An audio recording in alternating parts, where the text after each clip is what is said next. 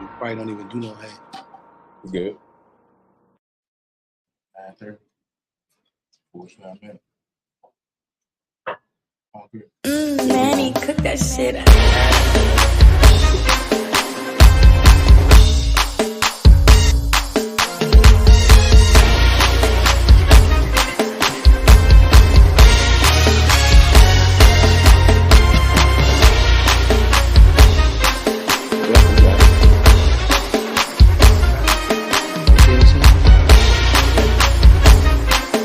No theme song today. Sorry for the difficulties. No theme song today. But we are Love Sports and GoGo. This is episode 15. We are Love Sports and GoGo. What's up, fellas? What's up, my guy? Right here with my co-host, man, today, DJ Hype. Yes, sir. He right here on the panel with the guys today. My man Twin. Shout out my man Boogie Boo. Couldn't be here on vacation. We stay on vacation, living that life. Boogie Boo. Shout out to K Grammy. Couldn't be here. We are Love Sports and GoGo, man. And shout out to our sponsors, Trio, Go Time, Interlude Transportation. Shout out to Interlude Transportation, J-Rock. Shout out Uncle Snails, Third Eye. Shout out to Trio, the world is ours, man. And this week on Love Sports and GoGo, we got a bunch of stuff we gotta get into, man. NBA playoffs, man. Let's talk NBA playoffs. We actually watching the game right now. Orlando Magic are losing the Cleveland Cavaliers 54-71, man. I don't really like this series. Not really interesting, but it's a bunch of young talent out there. Yeah. What y'all think, man? This is a live look right here. We watching the game right now. We live from the DC Hub. Love Sports and GoGo. They get blown out. They get blown out though on TV. Dollar be balling. Carlo Ranch, whatever your name is, Carlo Ranch. You in the group, man. You ain't out there that percent. You out there getting. They don't get some help though. We also got the Philly and the Knicks game, New York game on right now. It's halftime today. I don't know the score, but they showing the highlights right now. Thank Philly up. Philly might be up, man. They better be up. Yeah. It's gonna get real ugly. Yeah, man, that's gonna be a good series, man. That's gonna be better than that. I watched that. That was good, bro. That was interesting. That was a good matchups. It's like and everybody match up. Embiid out there balling. Yeah. Embiid out there balling. Shout out to Joel Embiid. Yeah, they might. It's a good chance, but we ain't gonna say we can't say that. We just gotta watch the series because the series can always swing the other way. Like the team can win 2 games and then they can lose 4 straight. So right. You know what I mean? So you gotta watch it, man. But let's talk NBA hoops, man. Let's talk NBA hoops playoffs, man. Over the weekend, Minnesota beat Phoenix. Y'all see the Ant-Man was all talking, was all giving KD things. And that was a good game, but man, Ant-Man, he reminded me of one of the 2000s basketball players. Like one of the players that was bred in the 90s that played in the 2000s. He just got he got that relentless like attitude. Yeah, he got that relentless attitude, man. And you seen it when he made the shot, he was running back down the court. And KD had to smile because it's like they looking at the generation, like they do, like Kevin Durant, they still get boogie. They still are some of the greatest, like one of the greatest players in the game. You know what I'm saying? Him, Steph, LeBron, but they know them young bulls coming, man. Them youngins, man, they coming, man. The next generation. I think the league's in good hands, man. But Minnesota, they beat Phoenix, man. The Lakers, what the Lakers. We lost to Denver, man. But we come on tonight, game 2 come on at 10 o'clock, man. So, hopefully we get done by this show tonight. We got to watch the Lakers, man. So we can talk about this, man, next week. We all Love Sports and GoGo. And the Lakers lost to Denver, man. Honestly, man, I don't want to jinx it because it's my team. I mean, I don't think y'all wanted to see them. I think we can beat them. I think we can beat them. I think we can really, because we was beating them the whole game. We waited till third quarter when everything just shifted. The whole, like when LeBron missed the free throw, once he missed the free throw, everything shifted. You know what I'm saying? It was like 3 bad possessions. Like, D'Lo turned the ball over, then he shot a 3 and missed.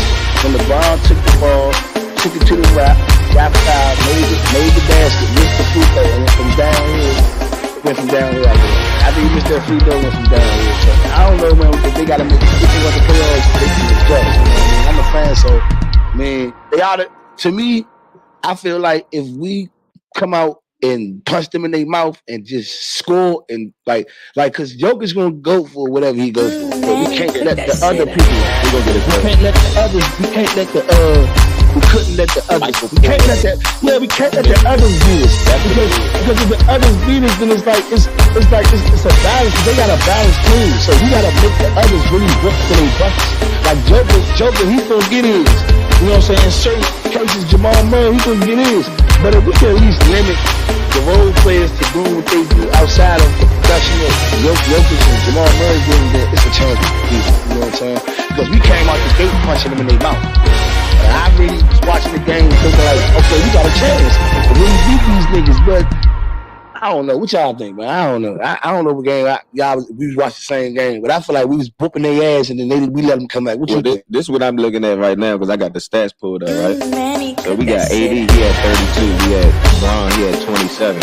And then after that, you got Austin Reeves with 13. Feel me? Like, that's the next score. Like, that's got to be better.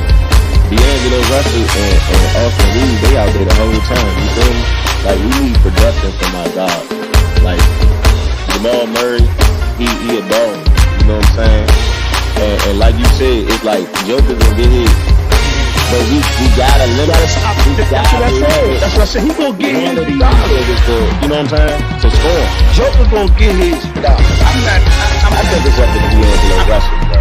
I'm gonna be honest with you. He gotta step up. Fourth quarter, and he was looking good coming into the playoffs. Yeah, he was. But it's like I still just feel like, man, we gotta limit the others from playing good basketball. Jokic can go out there and get a triple double, go 30, 20, 10, some shit like that. Yeah. But if the other people don't do that, if they don't get that 15 or that 18 and they go over 20, like they need that. Like that helps them win. Like that creates the balance within their team because they got role players that winning for separate world. Exactly. And Jokic still got 19. That's what I'm saying. So if he going for 19, Conway go for 10 or 11 or 15 or 12, he give you some threes.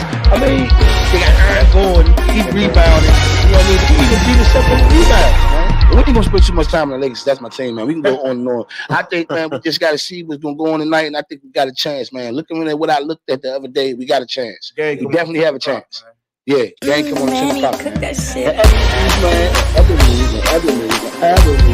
New York, I mean, I watched that, man. That was a good game. We actually watched the game too right now, but I mean, New York versus Philly, that was an actually competitive game. And I think that Joel Embiid, I think, man, if they slip up and beat the Knicks, they could end up in the Eastern Conference Finals. Easily. As long as he's healthy, he don't get hurt. Like if he don't get hurt, they got a chance. They got a solid team. Like I'm me and my big homie watching the game. We watching the game of it. I'm looking at it and I'm like, damn, they got a team though. Like I thought, like they didn't really have a team. They like a solid little team. They got a team. They got Buddy Hield. They got Tobias Harris. You know what I'm saying? They got Kyle Lowry. They got a little solid. Maxey, man. I think the best thing for his game is that James Harden got traded. Yeah. Because his game has expanded since James Harden was there. And he was cooking with James Harden there as a third wheel. But now him being like the second option, and then when Embiid was out, he was the first option. I think that really helped give him the confidence to elevate his game. Because like he out there bumping. He really out there bumping. He can bump the best of him. He out there bumping. Yeah, he out there bumping. I ain't gonna lie. I wasn't really getting too big of a fan of Max when James Harden was there. But I see how he grew since James Harden was gone. Like he the man. Ain't on the floor. He's the man. He can go get a bucket at will. He definitely can. The Sixers lost though, but man, they probably could bounce back tonight because they winning right now. So they probably could bounce back. I think they're gonna take the series. They probably can bounce back tonight. We gonna see though. But the Pelicans lost to the Thunder last night.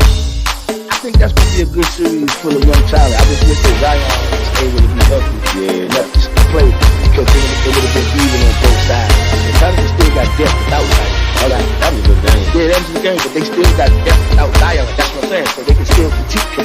Exactly. A young team like if they'd have matched up with anybody else, they probably got smoked. Like if Nuggets would have been the number 1 seed, they got smoked. You know what I'm saying? They got smoked. But because they playing a young team, they can match up evenly with them, even without Zion. The whole game without Zion. Can you imagine if Zion was in the game? He probably would have That would have been close. He might have dominated. Yeah. You know what I'm saying? So I mean, I don't know. I think that's going to be a good series. I don't think that's going to be a cakewalk. I definitely think that series is going to 7 games because New Orleans can easily win. Yeah. Zion can easily come back in the series. You know what I'm saying? So hope Zion will win. Shout out to Zion Williamson. Kings beat the Magic. You watching that ball fight right now? I think the Cavs gonna win. Yeah, that's just because of experience and Orlando Magic are young. And I would say the Clippers beat the Mavs. You know what I mean? Yeah, that was a big one. That was a big one because I mean, no Kawhi. Man, and look, man, that's tough. I ain't gonna look, man. Look, I'm not gonna say nobody's name. I'm not gonna name drop that. For all you Luka Doncic fans, that's like delusional. I know a few. I know this one Luka Doncic fan in particular. He's delusional. He's so delusional because Luka Doncic. I look at him like how I look at LeBron James. How he uses up the ball, dribble, make the play, or make the shot, or penetrate. There's nothing to do about it. You know what I'm saying? So when I look at Luka Doncic, I look at basically just a European version of LeBron James. He's going to manage the game. His IQ is out of this world. He can shoot the rock. He can penetrate. And I mean, he's not that. Only thing he's not athletic like LeBron. And I'm saying like I'm comparing to LeBron like just the way he manages the game. He's a 6'8" point guard that manages the game. That can shoot. That can, do all the things that a point guard can do, which is manage the game and you know what I'm saying, and control the game. So and control the tempo and the speed of the game. So like a lot of Luka Doncic fans, they're like delusional. I know one in particular, he gets on LeBron so much, he be in LeBron's ear. I mean, he always just talking shit about LeBron. Like, you wake up in the morning, talk about LeBron. You go to sleep, talk about LeBron. You wake up in the morning and talk about LeBron. He goes to Google and Google so many posts about LeBron. It's like he thinks about LeBron. You know what I'm saying? Hey, buddy, your man is just like LeBron. So fast forward time, they struggle against the Clippers. What's happening? What Minnesota, man? Yeah, I'm not really a real big Luka fan though. Him and Kyrie struggle against. And then the thing is, they didn't even have Kawhi. So just think if they had Kawhi, they probably would have smoked. Dallas, man. And I'm not taking because Kyrie is my guy. He went to Duke. But by default, it's just people like this guy that I'm talking about. He makes me not like Luka Doncic because he's slicing him up as if like he's not like a player like LeBron. Like he's a high usage player that has to have the ball in his hand. That's the only way it works. So I just think a lot of people, they like me. People say he should be in the field. I'm like, how? I mean, he played good this year. I mean, he won the scoring title, right? Yeah, he won the scoring title. Yeah, if you want to go by that way, yeah, we should win it. Yeah. I don't think he's the most valuable player for his team because they still winning without him. Like, you know what I'm saying? I mean, that was what I was about to say. I mean, Kyrie went like 50%. Yeah. It went. I mean, what can you say really about him? I just feel like Luka hold the ball a lot. He's like LeBron. That's why this one guy that I'm talking about, I'm not gonna say his name, but he gets on and he kills me. He irks my nerves. I wake up in the morning and I see him post stuff on Facebook and social media. And I'm saying, dude, you need to get a life because you talk about a player, but then they praise the same exact play from high usage. Like this dude shoot the ball. He got the green light like LeBron. So I'm just saying, man, I ain't gonna say anything because I'll never say I don't name drop, but it's like the people that like Luka and the Stice and Luka, they need to look in the mirror. Like if you like Luka, then I'm not saying you have to like LeBron, but they kind of like the same player. They gotta have the ball in their hand. They have to have the ball in their hand. But I just don't like when people have double standards. When LeBron loses, they go, ooh, this and that and third. LeBron in the way. But Luka struggled the other day. So is Luka in the way? Luka struggled. He struggled the other day. He struggled the other day. We ain't gonna keep talking about Luka Doncic. Yeah, man. Boston, Miami. I don't think that's gonna be a matchup, right? Boston, Miami. I don't think that's gonna be a matchup. I don't think it's gonna be close. I think they're gonna get something out of it. I mean, from what I've seen, even though they ain't had too much, you know what I'm saying? Like, there's a lot of different factors that you can put into it, but at the end of the day, it ain't close to me.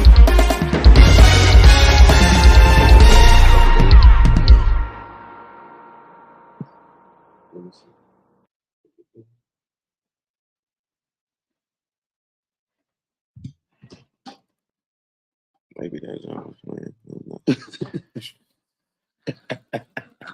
man. Hey, we all love Sports and GoGo, man. Sports and GoGo, man. Each and every Monday. Make sure y'all tune in. Tune in, man. Subscribe to Twio. And last but not least, the Bucks beat the Pacers. The Bucks beat the Pacers. The Bucks. Oh man, that was crazy. The Pacers. How much they beat them by? They smacked them.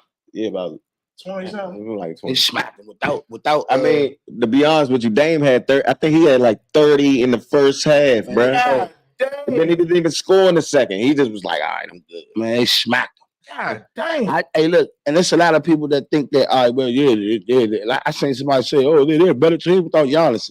Whoever thinks that they're a better team without Giannis, you should go on the South Capitol Bridge, go to the top like the white dude did, and jump off. Face first if you think that the Bucks are a better team without Giannis Antetokounmpo.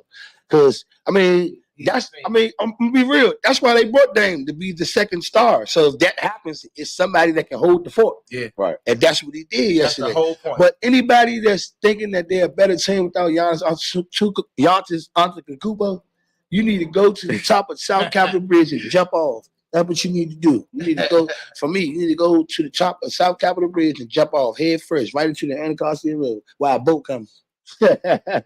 That's a little tight game over here. It's a tight game over here, Philly and New York right now, y'all. Hey, it's bro. Live coverage too. We watching the game. We live from the DC Hub right now. We all love Sports and GoGo each and every Monday. Tune in 8:30 to 10:30. Yes, sir. Philly up too. Live coverage. We watching both games right now at the DC Hub, man. Shout out to our sponsors, GoTown, Twio, IHP, Interloop Transportations. Interloop. Shout out my man Boogie Bud. Facts. You did.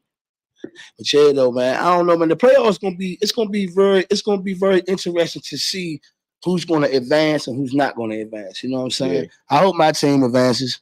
You know what I mean? I hope a miracle happens. I hope, you know what I'm saying? I ain't gonna say Joker get injured or something, but it's gonna take a miracle. But yeah, it's gonna take a miracle for us to beat these niggas. Worry about the people. Man, I ain't gonna lie, man. LeBron got turned into, man. He got turned into Superman, and then AD got turned into motherfucking Superman too, man. We got two Supermans out there, man. I heard a diehard LeBron fan, Lakers fan. He a diehard LeBron fan, he a Lakers fan. And he said, man, I don't want us to see the Nuggets. Y'all gotta see. Yeah, we do, man. I ain't gonna lie, bro. I ain't really want to see them the first round either, though, because that's not really a good matchup. But I think the Lakers should have brought a veteran center in. I think they should have went to go get JaVale McGee back or Dwight Howard. Like, they gotta put their pride to the side. Anthony Davis, when we play the Nuggets, you are not a 5. Let's say it again. Anthony Davis, when we play the Denver Nuggets, you are not the 5. You are the 4. We would dominate their ass if we had the 5. Yeah. If we had the 5, and you put LeBron at the 3. I mean, LeBron's still at the 3 because Hamachi Rule, but we wouldn't have to start Hamachi Rule, and that'd be more production off the bench, though. That's how I feel. I feel like because they got Christian Woods, but he's not good. So we needed somebody like Dwight Howard that can put that physicality on Jokic. He ain't gonna stop him, but you're gonna make it hard for him to get that 30. Right. You know what I'm saying? It's gonna be a hard 30. It's not gonna be an easy 30. You know what I'm saying?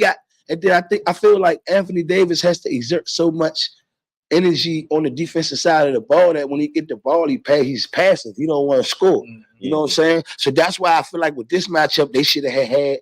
Dog, you could have had Dwight Howard rode the bench until whoever we matched up with in the playoffs. You know, eventually, even if we didn't see them in the first round, we had to see them in the next round. So I'm just saying, I feel like they should have went to go get a Dwight Howard or JaVale McGee, a solid big man. That's how you do it. Just so when we match up with them, we got 2 bigs out there. And we'll kill them niggas. Because Anthony Davis would kill Anthony Gordon. Kill him. He would kill that nigga. And we had another big man out there right now to check Jokic on the defensive side of the ball. And then if they wanted to throw Jokic on Anthony Davis, he'll bust his ass. He busts his ass on the defensive side of the ball when Jokic checking him. It's just that he got to exert so much energy to check Jokic on the defensive side. He can't give us the offense that we need. And we need Anthony Davis to be the best player on the floor because he can be that. He shows us that at times. Right now, he needs to be the second best player after LeBron. Nah, he got to be the best, fool, because that's the matchup, fool. And not just I'm telling you the game plan, bro. If we'd had another big man to start AD at the 4, and LeBron at the 3, Austin Reeves and D'Lo in the backcourt, we would kill them niggas. That's all we need. We would kill them niggas because you would have Jokic trying to check. You would have Jokic trying to check AD on the defensive side. Then now we got Dwight in the game. Dwight gonna kill he gonna kill Anthony Gordon just off height alone and physicality alone, and vice versa. If you put Aaron Gordon on AD as the 4, checking the 4, who's the better 4 between AD and fucking Aaron Gordon? Go on barbecue chicken all night. Mm-hmm. It ain't even gonna be all night. It's not even gonna be close. You know what I'm saying? That would have gave them hell with they matchup, because then they'd have had to say, oh shit, well, we need to get somebody in there that can check Anthony Davis. But that's why coming into this shit, I was like, why the fuck they ain't make no moves? Like, dog, they should have got another big. They were so worried about offense. Y'all ran through the Westland shit. Mm-hmm. Y'all beat everybody in the Westland shit, except for the Nuggets. You think about it, fool. It's the same teams for except for Memphis. Memphis not in it. Yep. And that's who you go match up with. I'm just saying, bro. We'd have killed them niggas, bro. We'd have killed them niggas, bro. That's just my opinion. We'd have killed them niggas, bro. We'd have killed them niggas. We'd have killed them niggas. We'd have had another center. Because AD is not, that's why I said at the beginning of the year, they were saying AD said he don't want to be the 5. I agree. You're not a 5. You're a 5 against certain teams when they go small ball lineup. If it's a team that we playing and they playing small ball lineup, okay, you can be the 5 because you're going to kill. They don't have a big man, we're going to kill these niggas. Right. But for all the teams that have a big man, like when we go play zoo boxing, that's why you have a nigga like Dwight Howard or JaVale McGee to be the 5 and let him be the 4, and he's going to kill. They got Paul George, Kawhi, James Harden all in the lineup at the same time. We'll kill them niggas. Even if they we'll kill them niggas easy. That's how we won the 2020 championship. We was killing niggas. We had height. We'll kill your ass. All right, you got to double AD. Okay, now Dwight open. Then you got to worry about Braun. Then you got Caruso. Then you got this person, Rondo. Then you got this. You know what I'm saying? We had killers out there. We had niggas that can go get a bucket, fool, at will, fool. Like it wasn't scared to go. Yeah, we had trees. We had Dwight Howard. We had JaVale McGee. We had trees. We need trees. That's the only way you go. We need trees to beat my dog. We got beat up on the glass. We had nobody. If you think about it, other than AD and LeBron and probably Hamachi Ford, who the fuck else gets rebounds? They don't have no bigs. That's why. That's why if we do lose, that's why we will lose. We don't have nobody to contain Jokic. But let's go. Let's get to it, man. Caitlin Clark, man. Caitlin Clark. College phenom. They calling her a legend. You know what I mean? She already selling out games already to the point where they have to move her games from the women's facilities to the men's facilities. Yeah. That's big. What y'all think about that? I heard she about to get it. I already knew it was coming. I ain't gonna lie, her game sold out already. Like the game sold out fast here when they play against the Misses, that they gotta move the game to Capital One. Damn. Because you know the Misses play in Southeast. Yeah. At the sports center. At the jump. Saying by Sycamore Oaks. Damn. That joint nice too though. Yeah, but the game sold out. So it's like they had to do it. At Capital One, like in Vegas, they got to move it from the Vegas, the women's Vegas facility. They got to move it to a bigger venue. So whatever that may be, that's what they said is going on. I ain't gonna lie though, man. I feel like that's big business. I feel like I said last week on the podcast and week before that, I feel like her and Angela Reese, they're gonna change and transcend the WNBA and the women's game, because then once girls see that, damn, you can be a woman and get paid just as much as the men get paid and get endorsements, maybe not just off the game, because eventually the game will excel and the game will grow and they'll get more of a backing and they'll get more investors and sponsors and stuff. And then, the whole women empowerment thing, they're trying to empower women that they can do just anything that a man can do. Yeah. So I think in time to come, in years to come, and she'll be her, Angela Reese, and what's her name? Charlie from UConn and Charlie from South Carolina. I feel like, and what's the other girl from South Carolina that went, because her and Angela Reese played with the Chicago Sky. What's her name? Cardosa. The girl from South Carolina, man. Yeah, I know, but I don't know her fucking name. I gotta look it up, man. We gotta look it up real quick, man. But anyway, those females, I feel like they can change and transcend the game, the women's game, because it's going to be young kids that's going to look up to them and say, I can do that. I can go to school. I can ball. I want to do that. I want to go to the WNBA and be a millionaire and be rich. Mm-hmm. And I feel like it might not happen today. It might not happen tomorrow, but it's going to happen. It's definitely happening. And I feel like Caitlin Clark, she'll train her and Angela Reese. They'll meet each other again. Yeah. Trust and believe. They'll meet each other again at the finish line. Mm-hmm. You know what I'm saying? Yeah. Like I said, I feel like they'll be like Magic and Bird. They'll transcend and save the WNBA. But it just because of them balling the way they are, and like you said, getting the money they are, they going like motivate young girls to actually go in the gym every day and get better. Like the class that's coming under them, they tight. They like that. That's what I'm saying. And like they balling. They got already the college people coming to their game. Facts. That's a fact. What I'm saying is, and the girls are getting more skilled. Like they're getting more skilled. Like you see Juju. And I'm correct, her name Juju, right? She played. She is skilled, like Kyrie Irving and them. Like her game is like saucy, like very saucy. Like she can get to any spot. She can shoot the ball and fling the ball and finger roll from any angle. Like and she got diddy bop. Like she can diddy bop you up. Then she can pull up. You know what I'm saying? She got game. She got like I think she can not just happy. She can bust niggas' ass. Like I think she can bust a lot of guys' ass. She definitely can. You know what I'm saying? I just think once we get those transcendent women that's gonna be like super duper freaky athletic, dunking on the fast break, shit like that, that's when the game will change. That's when it's coming. Because it's going to happen. It's going to the game is going to evolve. Like they're going to look back 20 years from now and say, "Dang, we come a long way from everybody." The girls just spotting up, shooting threes, pass. You know what I mean? I hope like young girls that's watched her, they just follow her lead a little bit. It ain't like you got to follow her footsteps, but you know, it's all right to follow another person's footsteps too, though. You know, they lead you in the right direction. You see what I'm saying? So. You know, so I hope they watching them, you know, go with the flow with that, you know. But I definitely see her doing big things for the next probably 10 years. Yeah, I think between her, Caitlin Clark, and the people coming behind them, I really think the WNBA is in good hands, and I really think the women's game is going to eventually evolve, and it's going to evolve to something major, and then before you know, everyone will be supporting women's basketball, and it'll be just as hot as NBA. You know what I'm saying?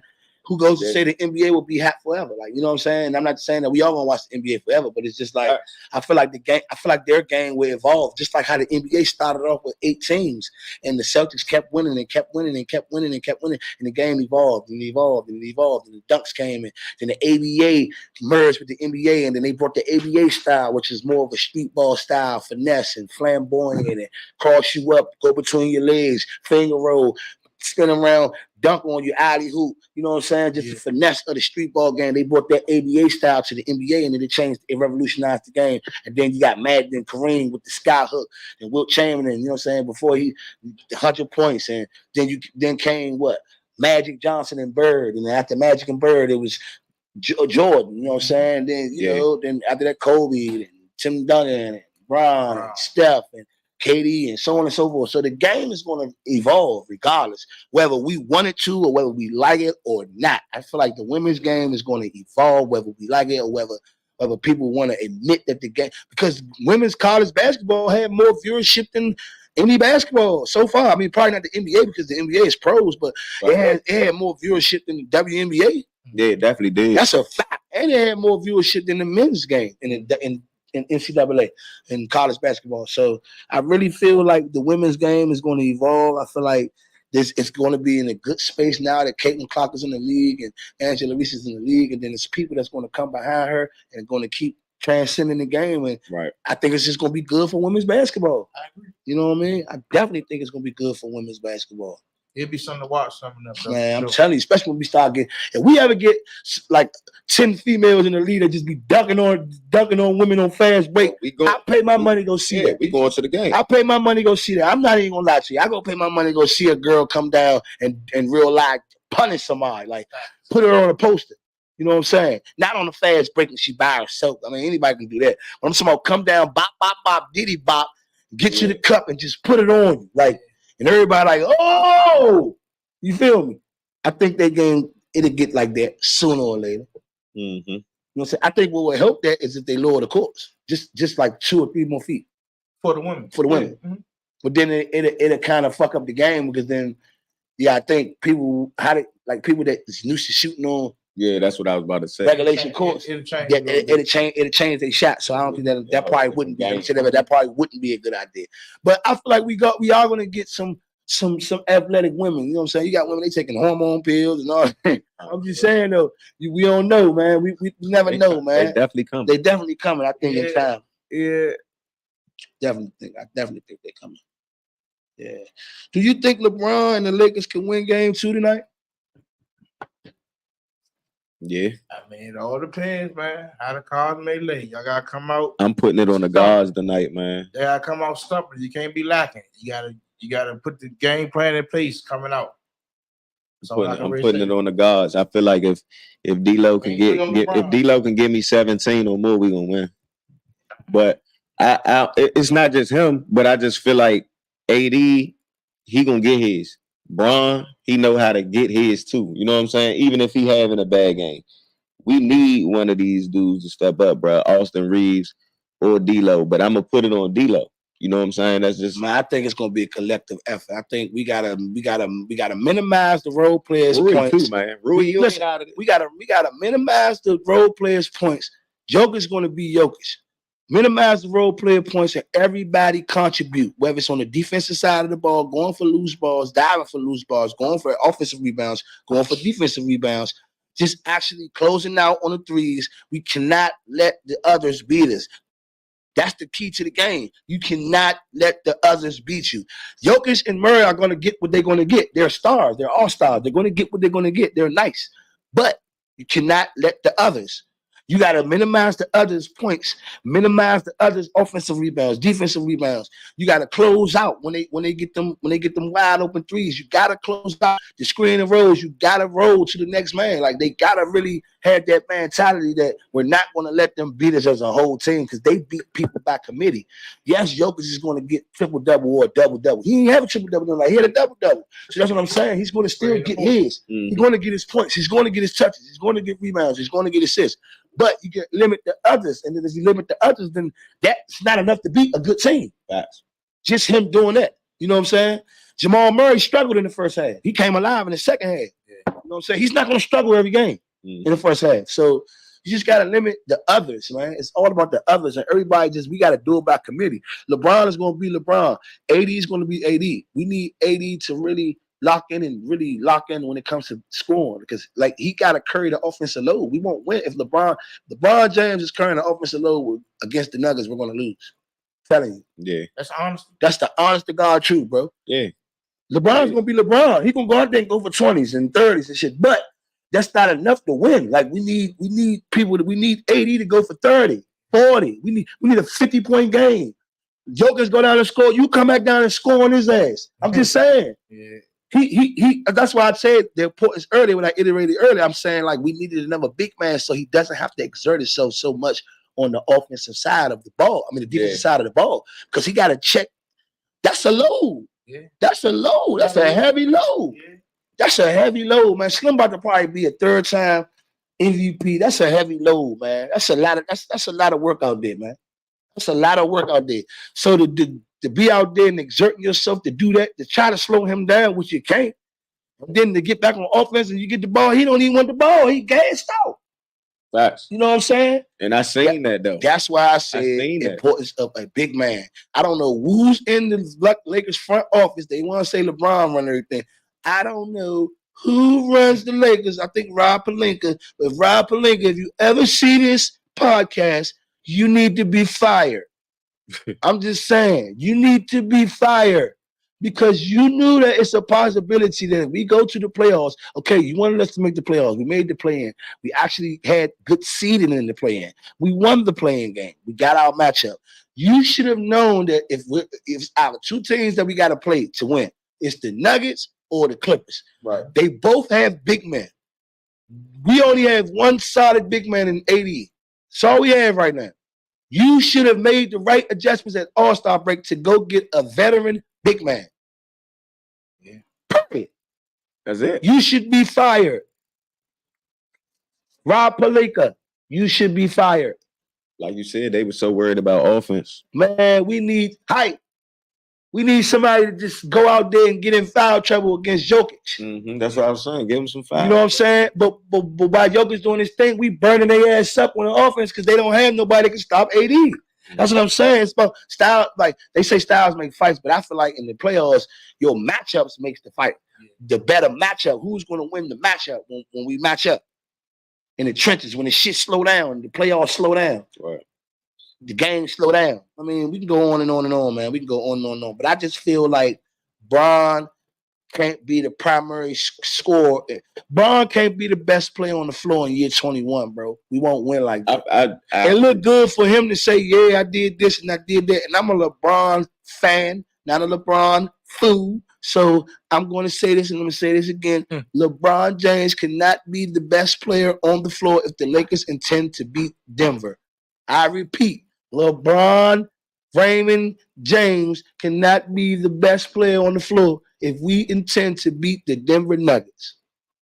I agree with you. But them boys come to play at 10 o'clock. And that's as simple as that. And I'm a LeBron fan. Yeah. AD has to be the best player on the floor in order for us to beat these guys. Yeah.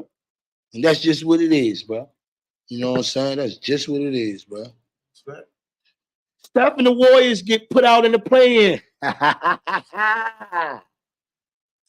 What do you think the Warriors need to do to get back to a championship level again? What off-season moves do you think they need to make to get back to that championship pedigree again? Because like the last 2 years, they've been in the play-in. Like a lot of people, they get on LeBron about the play-in, but Steph's been in the play-in 3 out of the last 4 years that the play-in has been around. So, I mean, with the play-in, it's three. I think play-in only been in for like 3 years, something like that. How long? Let's Google it. Let's Google it. How long has the play-in been? How long has the NBA been doing the play-in? We're about to Google that live. This is live. We also watching the game.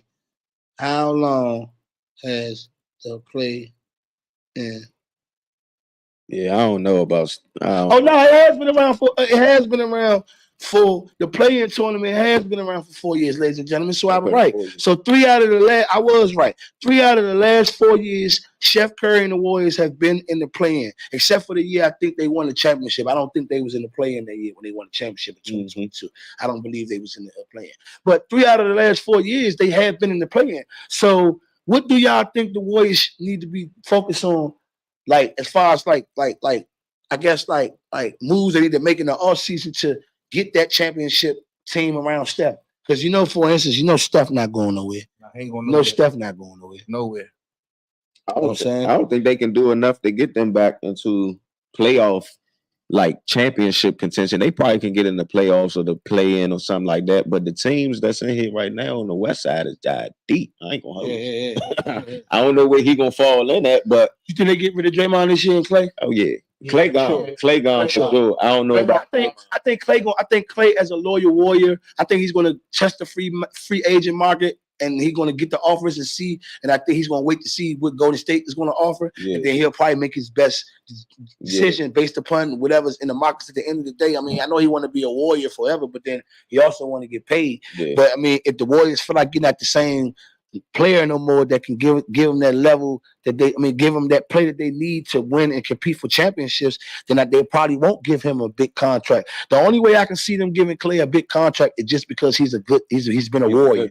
He not even that. He's a Warrior. I mean, bred Warrior, like homebred, like drafted, like he's been there. You know what I mean? He's been there for his whole career. So it's like they owe that much to him. But if they feel like, man, look, man, we got Steph, a generational talent. We need to put some talent around him, and we feel like you can't be a star or you can't be a co-star amongst him like at the level that we need you to be anymore. So they might offer him a bag to be on the bench, and I don't think that he's willing to give up, the glory. You know what I'm saying? Of being Klay Thompson. He shouldn't though. I mean, but I'm saying, bro. Sometimes he went to the bench this year. He went to the bench this year.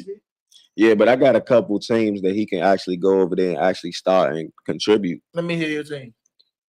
I mean, I got a good 10. I mean, he can go to the shit. We just watched Orlando and Cleveland. Yeah. Nah, I think the only teams that he fit in with, me personally, the only team he really would fit in is if he go to LA. And I'm not being bad. Y'all gonna say I like the Lakers, but he can help. He can help them. He can help them catch and shoot. He's still a dangerous catch and shoot player. He would literally it makes sense. Danny Green type of guy. What I'm saying, he'll play too much. Yeah. But what I'm saying is it all makes sense. Ray Allen became a catch and shoot player later down in his career. Yeah. Reggie Miller became a catch and shoot player later on down in his career. So it's like it makes sense. Humble. His father was a Laker. He grew up in LA. It do make sense. He's been a Laker fan his whole life. He's been around the organization his whole life. I could see him going to LA, but I can also see him going to a young team like Memphis. He could be that piece that he could be that team like he could be that piece that Memphis needs. Or I mean, I can't see him going to LA because it's the Clippers because it's too many. No, I don't got it. It's too stacked up. Unless Paul George, if Paul George leaves, I can see him going there. Paul George leaves, I can see him going to play with Kawhi and James Harden because at that point he's a catch and shoot player. Like I said, all of the great shooters became catch and shoot players later down the line. Like Ray Allen was a bop, bop, bop, diddy bop, and take you to the cup and dunk on your ass when he first came to the league. Right. Still had the wet J, but he had Jesus Shuttlesworth a dunk on your ass. But as he got older, he became a catch and shoot player. So I think that Klay Thompson can end up being a catch and shoot player. I really think that. I believe that. I think that he'll end up on another team next year because he will want that money. Yeah. And if it's about the money, then he'll end up on a team that's not really good. That's how I feel. You know what I'm saying? That's what I think. Like a Utah Jazz. I think he wants to actually prove that he can still play. That's why I think you just said that, took the words right out of my mouth. Yeah. I just think he's gonna go to a team that really just needs somebody to come over and act like they gonna bring the team back to life. You know what I'm saying? Yeah. So he ain't done though. No, he's not done. He definitely got a lot of basketball left in him. I'm trying to think of some other teams that can use him. Hey, now look, I can definitely mad. Yeah, Dallas. Yeah, I was just thinking about Dallas. He can go to Dallas and help Luka and them win because they need a player they can. Because you know he a dribble. Luka is a dribble. Then defense collapse. You don't think if Luka passing it to Klay Thompson, you don't think that's a bucket? That's a bucket. He can help Kyrie and Luka. Can you imagine him, Kyrie? Even if he was a role player coming off the bench, he could easily still come off the bench and give you 30 on any given night if he's healthy. Only when he's healthy. But I don't know, man. I think Klay and I think Dre. I think they had. I think they had some good careers and Warriors. And my take on this take that we just said is, I think that these guys they will be. He's a free agent. Draymond's not. Draymond will be traded in the offseason. They probably trying to find some way for him as we speak right now. Fuck all that emotional leader bullshit they be trying to pull. And I fucks with Draymond. He's not going to be in the Warriors no more. They're going to get rid of him. He'll end up in Sacramento or some shit like that. He'll end up in Sacramento or Chicago. He's going to end up being not in the league. Like, the only way I can feel like he can still be in the league is if he go play with Bron. He go play with Bron, and I think that's what he's trying to do. Like, they do stuff. You know what I'm saying? They do shit like that. He probably would leave and go play with Bron, and then he gonna have a chip on his shoulder to say, "Oh yeah, y'all wasn't loyal to me. I'm one of the reasons why we won championships, and I got 4 championships. You know what I'm saying? What I mean to this organization, Milwaukee or something. Yeah, I can see that. I can see Draymond going to a Milwaukee. Minimum. I can see Draymond going to Milwaukee or even New York. I can see him going to New York in the bright lights because it makes sense because he's an outspoken guy. Yeah. You know what I'm saying? He got his podcast. You know what I mean? He's with Rich. He's with Clutch Sports, of course. So I can see him going to New York or Milwaukee or even Philly or the Lakers or you know what I mean? I can see Draymond going to another team. I don't believe that he'll be in the Warriors uniform next year.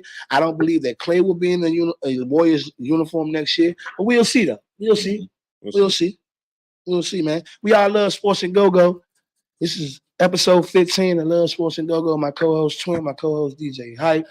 Shout out to our sponsors each and every Monday. Go Town, IHP, Trio, Interloop Transportations. Interloop. Shout out Uncle J Rock. Also, man, shout out Uncle Snails, Trio, Third Eye. The world is ours. Hey, but look though, right? I ain't gonna lie to you though. I like when they get around this time of the year when the playoffs come on. It's like people don't call my phone when the game's on. That's why we ending at ladies and gentlemen today. Ladies and gentlemen, today we're ending at 10 o'clock because the Lakers are on and I have to watch the game and I have no time to be on this podcast show talking to you guys while we losing. And I don't think we're going to lose today, so I have to stop this podcast at 10 o'clock today because I need to watch the game. Back to our regular schedule. program. Luke and Anthony Edwards is putting the West in the let me answer this. Is Anthony Edwards putting the West on notice that he's here? And how far do y'all think the Minnesota Timberwolves can make it in the playoffs? Because if you didn't see last week when they played against Phoenix, we talked about it earlier. He let it be known that KD is his favorite player. Yeah. And he let KD know when he made that shot, like, yeah, I told your old ass, I'm gonna bust your ass. Yeah, he doesn't know. So like the new generation coming up. Yeah. So do y'all think that was his coming out party as like letting the league know, like, yeah, I'm here. Like Ant-Man is here. Y'all keep talking about Luka, y'all keep talking about Jokic, y'all keep talking about Tatum, but I'm here. I'm number one. I mean, I'm number two. He could have been number one if they won, but they lost. But I'm him. Yeah. You know what I'm saying? And me personally, I feel like Ant-Man is the last of the Mohican of those 2090s players, just with that whole attitude and that grit. He got that swagger with him. Like, I'm trying to bust your ass. Like, he just got that swagger. Like, I like him. I like him. I don't like the team he played for. I never liked the Timberwolves. I don't never think they're gonna be good. I mean, who want to live in Minnesota? I mean, but see, that's the reason why I always was like, damn, like he fall under that little fucked up situation where he over in the West. Like, I feel like I always said that I was like, if he was in the East, we probably be talking about him like he was in Chicago, he would be killing right now. But he would be killing. The West every year the West is real loud. He got his hands full. It's like he got his hands full. What's he gonna do? He got his Denver, hands full. LA, the Warriors. Every year you go Clippers, Sacramento. You going through so much different situations. Denver. When they had Denver. I'm saying, what's the stop? What I'm saying is, I feel like if Anthony Edwards would have got drafted by like a team like Chicago, we would be right here talking about this is the closest thing we've seen to Michael Jordan. Yeah. Even if he wouldn't have won yet, people would be like, dang, they put some talent around this dude right here. But he got talent around. I just think this is where he at. Like, but he could be one of those guys to bring a championship to that city, and then they would glorify him for the rest of his life. And he can bring the wealth and the money to the city, because we know when the team win, it brings the wealth and it brings money to the city. Sure. So I feel like he can create his own legacy, because I know if they win a championship, the first thing they'll say is they didn't win the championship till they got Anthony Edwards. See what I'm saying? They built the championship team around Anthony Edwards. Yeah. So at the end of the day, I feel like the ceiling is high for him because he's in a good situation. He didn't get drafted to a team that was garbage like LeBron did, or like Wemby did, or he ain't in no city. He got drafted to a good team. Like he actually got a good supporting cast around him. He got two twin towers around him. One of them can shoot the rock. One of them is dumb as doornail, but one of them can play defense, clog the middle up, rebound, and he got a veteran savvy point guard in Michael Conley, and he got other little role players around him. So it's like he's in a perfect situation to win. But I just think the market for him and his brand is slim to none. It's not as big as it would as it would be if he was in a market like Chicago or even Detroit. Like, he went to a team like that. Yeah. But I'm saying he can do it. He can do the same thing Jordan did, because Chicago was just like how Timberwolves is. Right. On a team with just people. But then he came and turned them around. So I'm saying he can be that. It's just, who wants to do that in Minneapolis, Minnesota? Like, it's just like, who wants to do that? But I don't know. He get past the Suns, bro. I mean, who left after that? I think they got their number. I really think they're going to beat KD. That's just my personal opinion. I do. You know what I'm saying? And what does that say if he beat KD, Bradley Beal, and, Devin Booker? What if he beat all three of them? Then you got to start talking about Shawty, because it's like he's their leading scorer. The offense run through him. The offense don't run through no Karl Anthony Towns. Definitely don't run through no Rudy Gobert. And Michael Conley is just a facilitator. So, I mean, the offense go through Shawty. And I really think that if he was in another situation, dog, he would be like one of the top players in the league. Like, he is a top player in the league, but he just don't get that credit. Because right now, the Europeans kind of like dragging their nuts in the league. They kind of like the top players, like Giannis. Me personally, I got him going to the finals, though. I don't know about that. I don't know about all that. I got him going past the Suns. I think for Ant-Man, bro, not to cut you off, for Ant-Man, the ceiling is high for him, man. But I don't think they're going to the finals, bro. You think they're going to get beat by the Suns? I think if the Lakers don't beat the Nuggets, it's going to be the Suns, or it's going to be the Clippers, or it's going to be the Nuggets. They're the only three teams that I really think. I feel like the Mavericks can win, but I feel like they are a piece away from the matchup they in. Sure, I'm just saying. The matchup that they're in right now, I feel like I don't feel like that's a good matchup for them. But really, it is because Kawhi not playing. But I'm saying they got beat like that the other day without Kawhi on the road. So you know, so who going to say that Kawhi said, y'all go ahead and see them twice at home, and then when we get back to their crib, that's what I'm gonna play. That's what he definitely saying. You know what I'm saying? They get back to damn, we beat the shit out. I'm gonna see what y'all can do first. We beat the shit out of these niggas without me. So just let me play against these niggas in their house. We gonna beat these niggas. Yeah. I'm just saying. Three is always better than one. Yeah. Greater than, less than. Yeah. So you know what I'm saying? I'm not taking away from Luka Doncic and Kyrie because Kyrie is my guy. He's a Duke Blue Devil. It's my guy. But I just feel like 3 is better than 1. Yeah. You know what I'm saying? No, 4 is better than 1. They're gonna literally jump these niggas. They're gonna jump these niggas, bro. They have a team. They already have a team without Kawhi. Yeah. You know what I mean? They got a team without Kawhi, bro. Mm-hmm. If Kawhi come in the game, it's like that's another nigga that can go you a bucket. And on the other side of the fence, he gonna try to clap your ass. So it's like, who do we throw? We throw Kawhi on Kyrie? So we do Kawhi on Luka. Most likely they gonna throw Kawhi on Luka. Slow him down. They gonna throw him. That's probably why he like, look, y'all go ahead and play these first 2 games, blow them out. They gonna play tonight, or I think they play tomorrow. They play tomorrow, yeah. They play tomorrow. Tire Luka out. Man, they gonna tire him out, man. I just feel like the Mavericks. I say the Lakers. That's how I know. I'm shivering in my boots right now. 10 o'clock can't come no faster, man. 10 o'clock cannot come any faster, man. But I just feel like the Mavericks are one piece short from competing against the Clippers and the Nuggets. You know what I'm saying? They're not deep. They're not deep like they're not deep like they're supposed to be. Like King just said. I can see them with Klay Thompson in another. Can you imagine if, all right, let's say AD say, God damn it, I want to trade. All right, we're going to send you to Dallas. Lakers probably won't do that. You said AD? Dang, outside came down, man. I'm sorry, y'all. Outside came down. It's cool. It's cool, man. Yeah, if AD go over there, if AD go over there and Klay Thompson sign a free agent, that's a championship team right there. Yeah, nobody is going to beat them. Yeah, I repeat. And I said, we can always say the what ifs, but they just like he would be like Tyson Chandler on steroids that can do everything. That can shoot the ball, defend, and like I'm not comparing them to Tyson Chandler, but when the Mavericks won that championship, he was their defensive anchor. Mm-hmm. And they don't have a defensive anchor. That's the only thing they don't have. And I think that he can provide that for them. I think if the shit don't work out in LA, I think AD should go. If Kyrie and Luka are still together, he should go pair up with them, and they would easily win, beat everybody. Yeah. Like literally, they would easily beat everybody. Hell yeah! If he went to go play with Kyrie and Luka, they would easily beat everybody.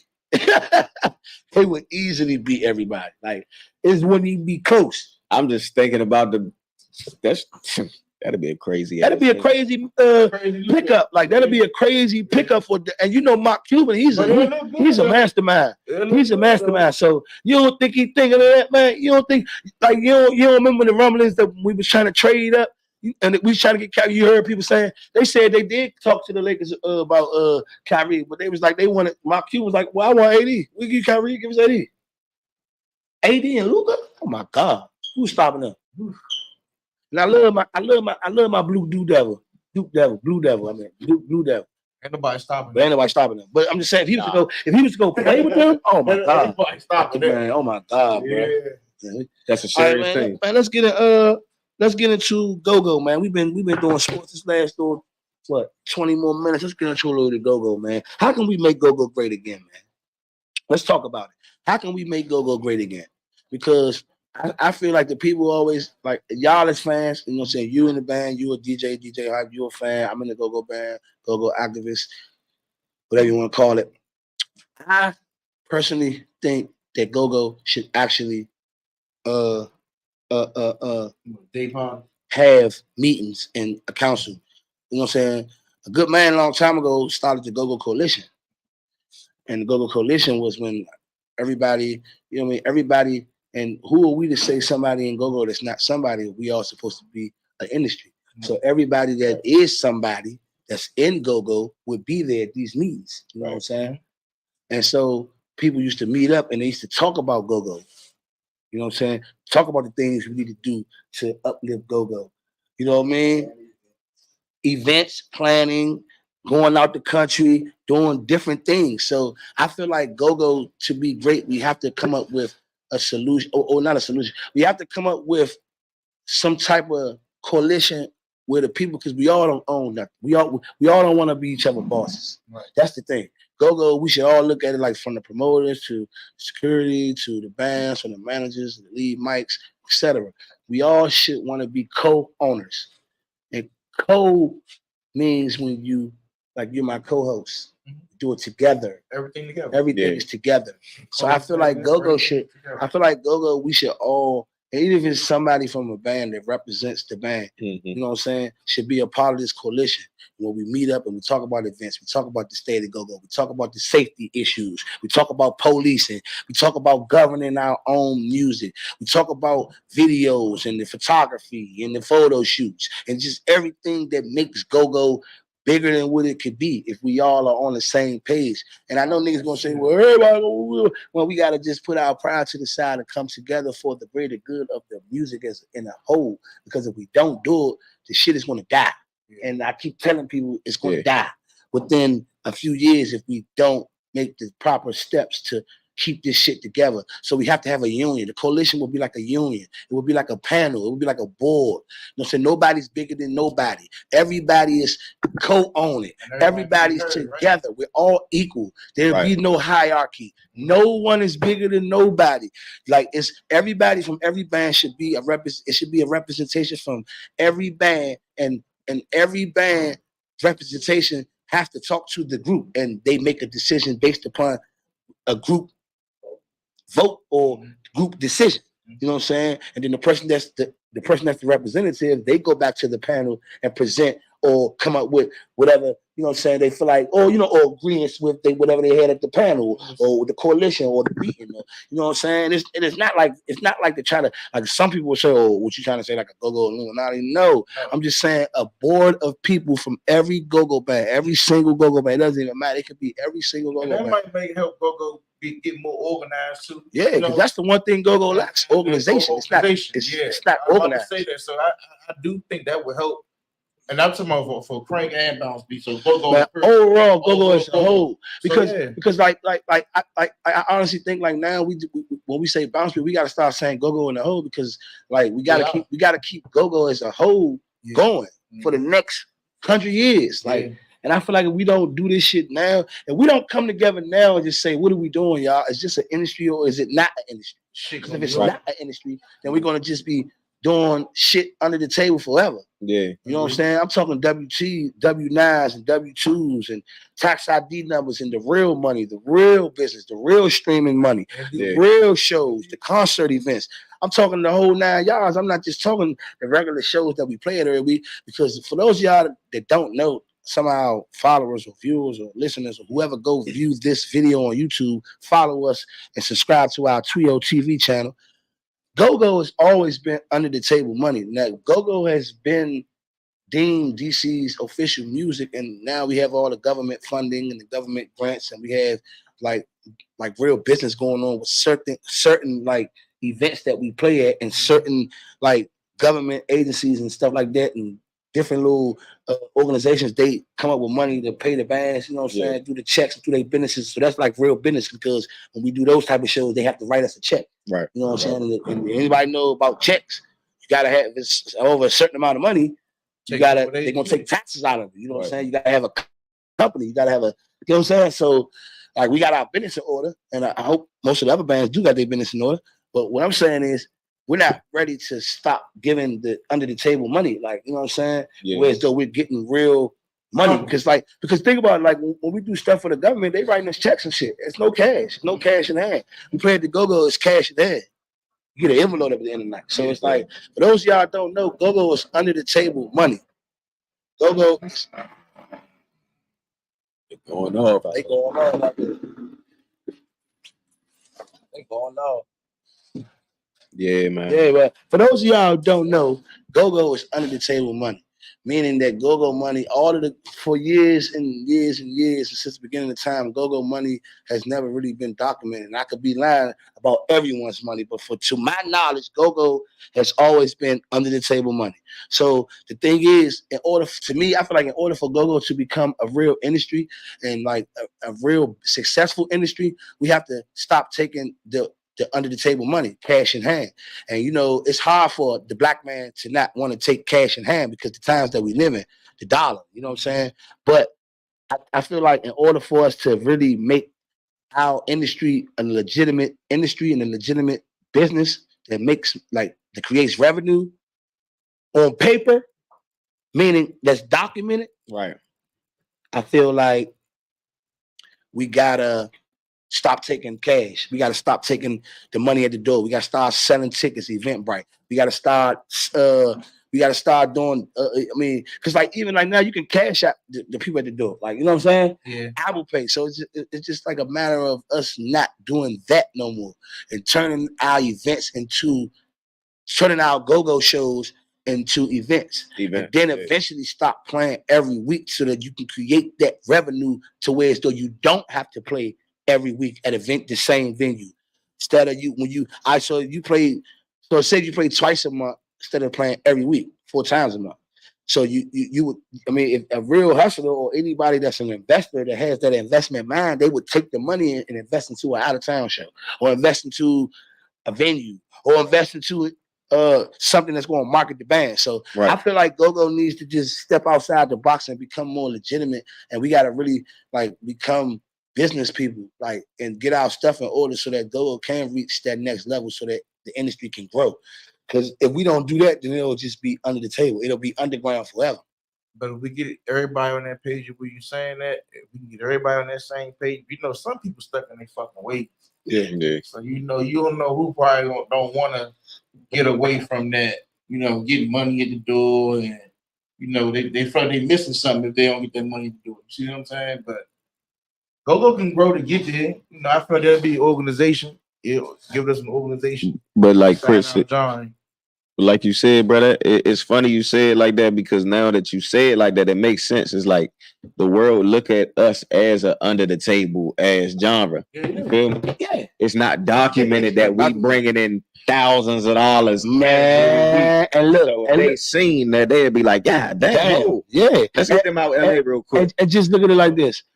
Like the dude from Run DMC said it best. He was like, man, shout out to GoGo, man. He said, I'm just so in awe of GoGo because I'm thinking I'm thinking hip hop is going to be like GoGo. He said, DC did never let GoGo he said DC didn't let the white people infiltrate GoGo. Yeah. Like how rap did, because rap started in New York. Mm-hmm. So just imagine a genre of music that started in New York and then it spreads like wildfire to the West Coast and to different cities. And then if you from New York, you like, man, that ain't hip hop, man. Right. We started hip hop. Right. Hip hop started in Queens. You know what I'm saying? So it's like it's almost like he did South Bronx, yeah. So it's like it started in South Bronx and then it went to Queens. So yeah, them like the first 2 stomping grounds of rap. So it's like it's almost like rap started out like GoGo. Rap and GoGo would be long distance cousins or friends or best friends. Mm-hmm. It's just that rap got discovered by the man, infiltrated by the man, and they created a blueprint, and the white man created a blueprint to make money off of it and create it and make it a business, a legitimate business that makes a lot of revenue. And GoGo, I hate to say this, the people before us, they were too stupid to let the people come and modify GoGo the way they wanted it.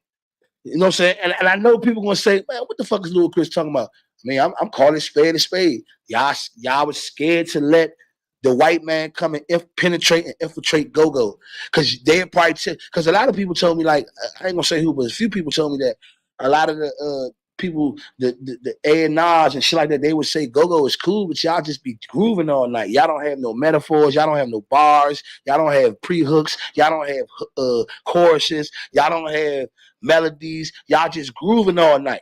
Y'all grooving all night with the GoGo beat, which is cool, but that's not gonna sell. Right. You know what I'm saying? So that's why if y'all notice, the butt is other than Bustin' Loose, the Butt is like the only go-go song that's actually structured like a real song. It has bars because you know what I'm saying. You know what I'm saying? He's singing, and then the main chorus is yeah.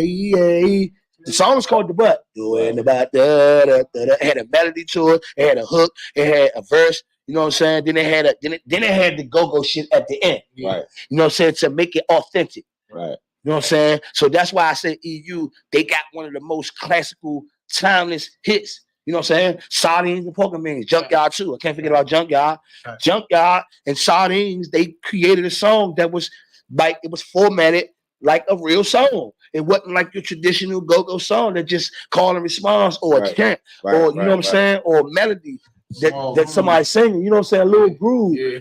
That's what they were saying. It was like a lot of the A&Rs and music producers like, well, go-go is cool, but it's like it's y'all just grooving and y'all not like, y'all don't have the song structure into song fashion, into song structure.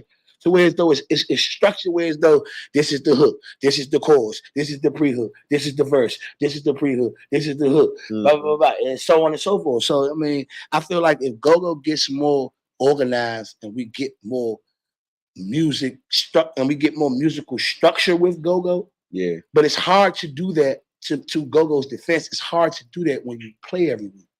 Because when you play every week, you're catering to the people that come see you every week. So they might want to hear a new song on the radio that's hot. Oh, we gotta put this in rotation. So it's different. But I just think if go-go has its pros and it has its cons, because we want to play every week because we want that dollar. But then we don't want to do things the proper way to create a record and get the fuck out of DC and go to a whole nother level to where as though now we're traveling the world. Oh, yeah, COB, yeah. What kind of music y'all play? We play go-go music. So do you think play a little bit of everything? Do you think now the bands are being like lackadaisical with making music? No, I just think we play so much that when you hear something new, you're not all right. As a fan, every time you hear something new, what's the first thought to come in your head? Let me see what they do. Let me see what they do. That is. Let me see how I like it. Most of the time, let me give y'all go-go 101, and he can vouch because he in the band. Every time when the go-go band plays something new, the very first time they play it, they mess up. That's a fact. So you as a fan, when you hear that something new, y'all, off the break, your head turned up because it's like, oh, they fucked up. But that's because it's new. So you gotta worry about if the keyboard nigga remember his part, if the drummer remember this part, if the timbali player remember this beat, if the front line came to practice. If they didn't come to practice, they don't know the new shit. So now they up there just as lost as you. They just like you, like, oh shit. Sometimes the band members be they be like, sometimes the band members be just as lost as the fans. Like when the niggas say something new, they didn't go to practice, they just like the fans. The fans like, oh, what they about to hit? So what I'm saying is, I think we get so caught into that we play every week that we lose the essence of practice every week and to make up and be creative every week because we're playing every week. So it's like when you practice, like me, I give you my whole schedule in one little fashion. We practice on Tuesdays and then we play Thursday, Friday, Saturday, and Sunday. That's every week. Sometimes we might not practice on Tuesday, then we don't practice because we might play on Tuesday. So it's like the fact that, like I say, go-go to me, go-go always has its pros and cons because we do it every week. We play every week. We're performing the same music every week, and the fans come to see us play every week. Now, I bet anybody right here, and this could be the go-go challenge. Matter of fact, we're going to do the go-go challenge, right? This is my go-go challenge. Love Sports and Go-Go Challenge. To all my go-go bands, New Impressions, TCB, Reaction, Drama Squad, Big Action, The Men, High Quality, AJA, the Hitmakers, Original Faces, who did I leave anybody out? I don't want to leave no Reloaded. ABM. Can't leave ABM out. Play a whole show with new music. That's the GoGo challenge. That's gonna be the Love and Sports and GoGo challenge. Play it. a whole set. Yeah, I like that too. Worth of new music, no old music. All new music. And I'm only telling y'all to do this because the challenge in itself is going to be really a mental thing. It's going to really be a mental thing. The challenge is really a mental thing. The challenge really will be just to show y'all that the people, they wouldn't like that. Mm-hmm. You know what I'm saying? And if they do like it, I guess you won the challenge. You know what I'm saying? I like that. I'm trying to get all the go-go bands to play some shit that they never heard before. Don't go to your go-to, because I'm gonna tell you, me as a lead mic, I'm gonna give y'all the tea, the spiel. You know what I'm saying? I've been doing this shit for well over 19, going on 20 years now. And sometimes as a lead talker, when we play a new song and the crowd don't react to it, we tend to get up out of it and go to one of our go-to songs. Right. So lead mics, my challenge to you guys are to play a whole set list of new music. It don't got to be original, just some shit that the crowd never heard you play. I'm talking a whole playlist of shit that you never heard, and I guarantee the crowd will look at you like you're stupid. I guarantee. I double guarantee. We can put $1,000 in the pot. We can go more than $1,000, but I'm just saying we can go $1,000 in the pot. The Love, Sports, and GoGo challenge. I challenge every GoGo band to play one set, because if you play one, I don't want to go 2 sets because nobody's going to stay to hear y'all play all night and play new music all night long. I really want to say play 2 sets for the new music that nobody heard. After that with the challenge, that first 2. So you think 2 sets? Yeah. All right, well, the whole shit. Let's go. But there it is. There's new stipulations. I challenge all the bounce beat GoGo bands. I challenge every bounce beat GoGo band to play a whole show, wherever you play, because see, some bands don't play 2 sets, so that would be a little bit over the edge. But if you do play on your own show, to the bands that do have their own shows and they play their own shows, or you headline at your own show, or if you throw your own show, or if you get booked for your own show, play a whole set with all new music, 2 full sets with new music. None of your go-tos, none of your go-to songs that'll save you if people don't like the shit. Yeah. That's my challenge to Bounce Beat. I'm with it. A whole 2 sets of new music that you can't play. I just want to see. I'm even going to try to do it and see if people like it. I know the outcome, but I just want to bet everybody that you can't make the crowd do what you do. So I'm saying all that to say, bands do not make up new music because the fans want to hear what they want to hear. They want to hear like if you play, you can sneak a new song in there here and there, but the fans want to hear what they want to hear, which is the same shit they hear every week. Yeah. Or by definition, quote unquote, say it with me, you are slumming. Yeah, say it with me. By definition, you are slumming. So that's my challenge to the GoGo Bounce Beat community. Bounce Beat community, please. Let's do a whole show with all new music. And I'm doing this to prove that if you do a whole show with all new music and none of your go-to music, the crowd will look at you like you are crazy. And by definition, what? You are slumming. You definitely slumming. Love, Sports, and GoGo challenge. Every Bounce Beat GoGo band. And we can record it. You can go live. You can get a cameraman and record it. I just want to see the crowd. I want to see how the crowd will react to you playing a full set list full of new music that they never heard before. And you got to do 2 sets. If you don't play 2 sets, you can. You open up for a band. I want to see you play a whole set full of. And look, the way how you can win this challenge is if you move the crowd. If you move the crowd, the whole set, then you win. By definition, you win. I'm with it. Then you win. That's our challenge right there. That's the challenge right there. And we could, we could. I mean, if anybody chime in, we could up the ante and bet some dollars on some American Dementes. You know what I'm saying? It's never that serious, bro. But yeah. Oh yeah. So let's go. This gonna get crunchy before we get up out of here because the game about to come on. So I sent a post. The DMV Hills News put a post with shooters and said he 88-0. I saw that. Hey, look, I'm gonna be real. We never really battled ABM, but we battled ABM one time. But like, I guess he feel like because they hit our stuff. Okay. They hit our song because we thought they was hitting our song, but they had a song that was named the same song, and we got into it over there. or whatever. You know, we were some young niggas. They a little older than us, you know, but they were still young too at the time. Right, so we got into it over that, and then they hit the little taking the church skit. Woo. But to me, that wasn't really a battle. Like him and All Stars, like ABM and All Stars, they went back and forth. Like the T.O.B. ABM thing, that was more of a, we thought they hit our song, and then he hit out. Then one night they hit the little T.O.B. skit, and then they did hit our song. And then the next day we played at Thai Seafood. We went on them on the mic too, though. So I wouldn't really count that as a battle. The shooters, don't keep saying that, brother. That wasn't a battle. But when we did battle, the one few times that we did battle, we won. Yeah. The March Madness battle. So if I'm saying, I take the salt with the grain. If shooters say they beat us in a battle a long time ago, like when that shit was going on with ABM and All Stars, that's cool. He can have that. But you can't, shooters, you cannot hide from when y'all lost to us at Brian Manor. That's a loss. Oh shit. You can look that up. The March Mayhem battle went from Yellow House through the joint. It's on the internet. Look, this was the catch. They paid all the bands their little fee, their flat rate. Mm. But the prize was $1,000, right. And we won.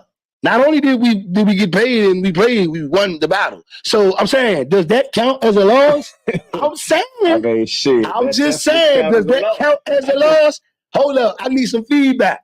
Does that count as a loss? Hold up, hold on, mister. I'm not letting you off the hook, Mister Voices of the GoGo. I'm not letting you off the hook. Does that count as a loss? What? It doesn't count as a loss. It don't? No. It does.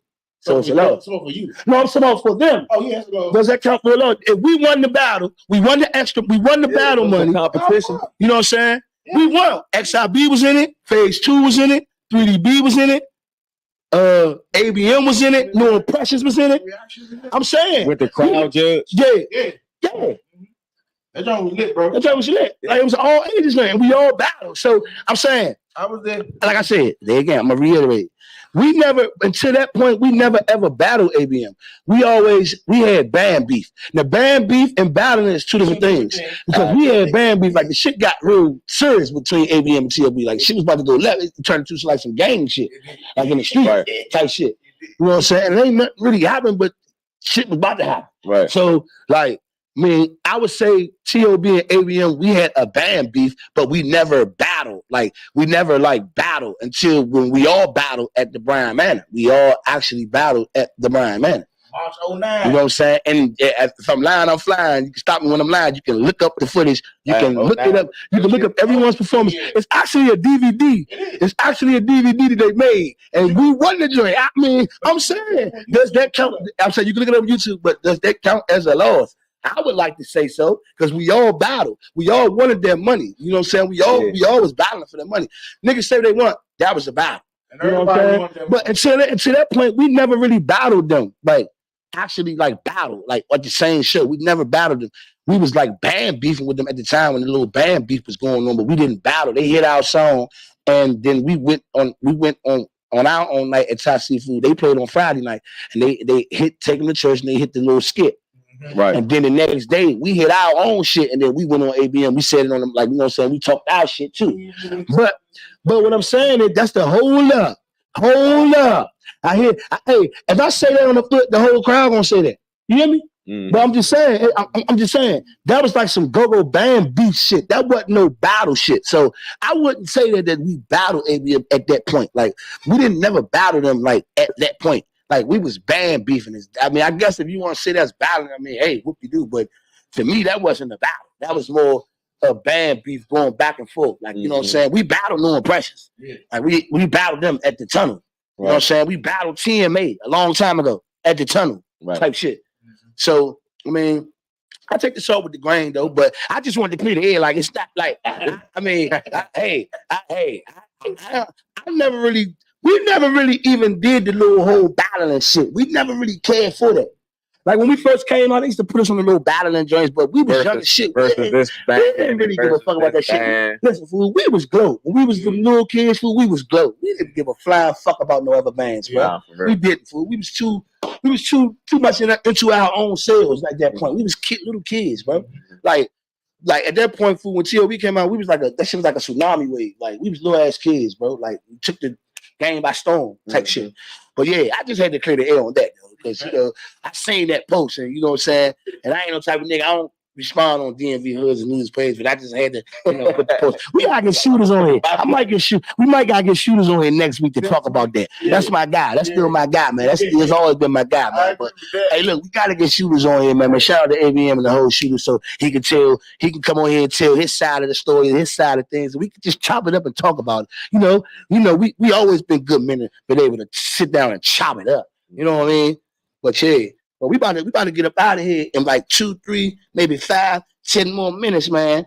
Do y'all think the Pelicans could beat they playoff matchup without Zion? We're gonna do the rundown real quick. Y'all think so? Hell no. I think they can, man. They got a lot of talent. They got a lot of talent. They got a lot of talent without Zion because they actually had players that can really put the ball in the hoop. They got B.I. They got CJ McCullough. They got a bunch of young talent, that's young legs that can, shoot and defend. So I feel like they can. What you think? You don't think so? Yeah. Nah, Shay. You think so? Shay on the different Same thing with Milwaukee. You think Milwaukee can get past the Pacers without Giannis? Yeah. I think they can. Yeah. I think Dame can control that series. I think it's going to 7 games though. I think it's going to 7 games. It is. I think it's going to 7 games. It is. I think it is going to 7 games, man. Mm-hmm. Do y'all think Bron gonna lead the Lakers? This is the rundown for us too, y'all. Y'all think Bron gonna lead the Lakers? No, I think I think he gonna retire Lakers. Yeah, about 2-3 years. I'll say 2. Unless Bronny come in the league and go somewhere crazy, he'll go over there. But I feel like he'll retire with Lakers. Yeah. If LeBron beats Denver, what does that mean for his legacy? What does that put him in the GOAT conversation if he pulls this off? If they beat them 4-1, they just happen to just say, hypothetically speaking, I ain't gonna knock on wood because I wanted it to happen, but just hypothetically speaking, let's say they beat them 4-1. What does this do for his legacy if he beats them and advances on to the championship and win a championship in year 21? What does this mean for his legacy? What does this mean for him in the GOAT race? In your opinion? Well, he'll be number 1, after Jordan, I guess, bro. But I think he'll retire after that. I mean, he'll get that out after that. Yeah. If he win the championship this year after that, yeah, he's gonna retire. I think he number 1, period. Yeah. If he win the Jordan, bro, we're not gonna do that. I'll be honest with you, bro. He win the championship this year in year 21. With all of the shit that's going on, he the greatest. Yeah. That's what I'm saying. He the greatest. I'm a coach. You know what I'm saying? I feel like I'm a coach. I already think he's one of the greatest, bro. I already think he's my GOAT, but he's not the GOAT, but he's my GOAT. But that'd be crazy if he win a championship. But I ain't gonna lie, he would have a compelling argument if he wins this shit. Because nobody ever won. And I'm saying if he win on a high level and he's like going out there dropping 20s, 30s, he would have MVP and all that type of shit. Like he would definitely give an argument to be number 1. Even though I wouldn't probably still never put him in front of Jordan because Jordan is 6-0. But it's just still like he would have a compelling argument because then it's like, damn, this nigga won a championship and the finals MVP at fucking 39 years old. So I don't know, man. I think it's a very strong argument for LeBron if he wins this shit. Lord willing, he can do it. You know what I'm saying? I don't know what the outcome gonna be. All we can do is watch, man. I hope and pray that he wins as a fan, but we all love sports and GoGo, man. We all love sports and GoGo, man. Each and every Monday from 8:30 to 10:30, man. DJ Hype. I got my man Twin, my man Boogie Boog, man K Grammy. I am GoGo Chris. Each and every Monday. Who started the chop, man? Because everybody got. I know people be like, man, the chop, man. Like, let's just clear the air. Backyard used to say chop with G. But as far as bounce beat, T.O.B. was like the first man to like really put that on the map. Yeah. You know what I'm saying? Yeah. We changed the whole way like people like dancing the go-go. Like Until we start saying chop them up, chop out Flip, them man. up. You know what I'm saying? Shout out Flip. Nobody was doing that before us. You know what I'm saying? That's why I say, like, T.O.B., we brought a lot to this game too, though, that a lot of people don't give us our flowers. You know what I'm saying? But I take my flowers because I'm him. That's what I do. I remember that DVD back. I'm just saying, man, we changed the whole way people dance in the go-go.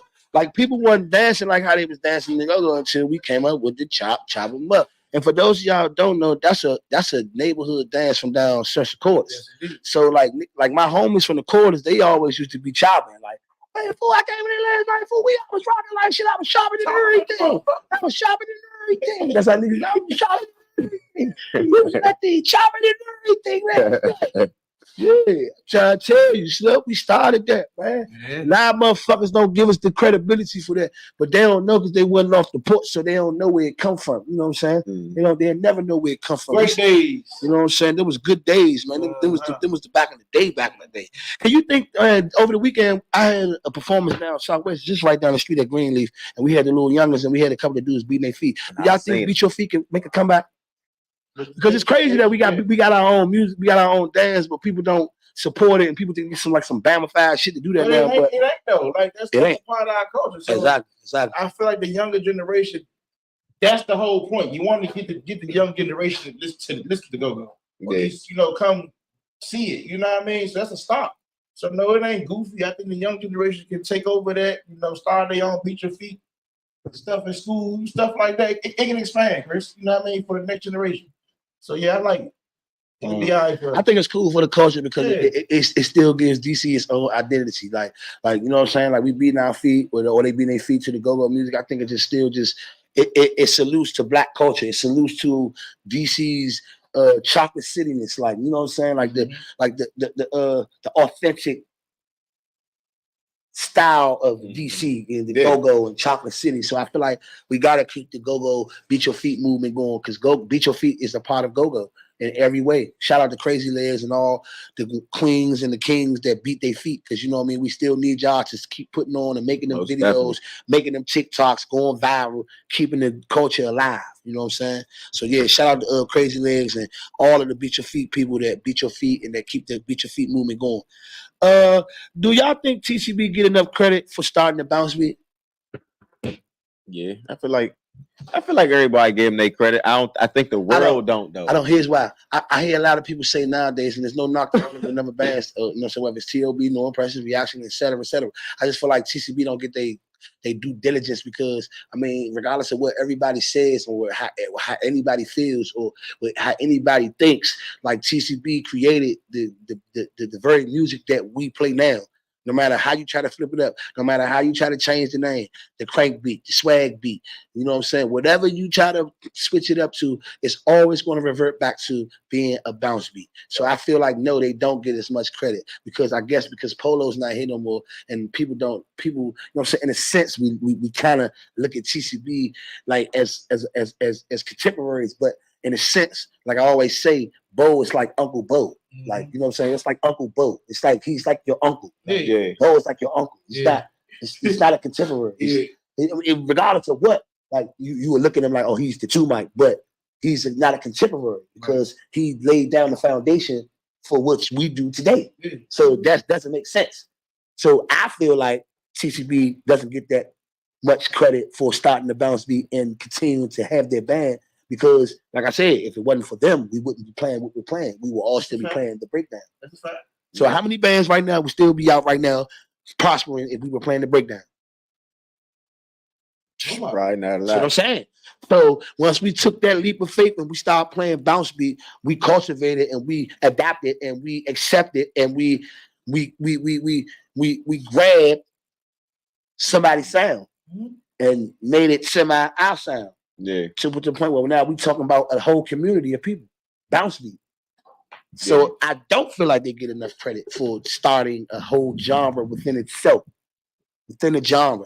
It's a sub-genre within a genre. Because you got the older guys, they'll say what we do is not go-go. Cool. But it makes money just as much as go-go. That shit like throw me off. No, it does. It always throw me off. But what I'm saying is, regardless of what, TCB still doesn't get that. And I guess because it's not the original TCB, so a lot of the people, and like I say, a lot.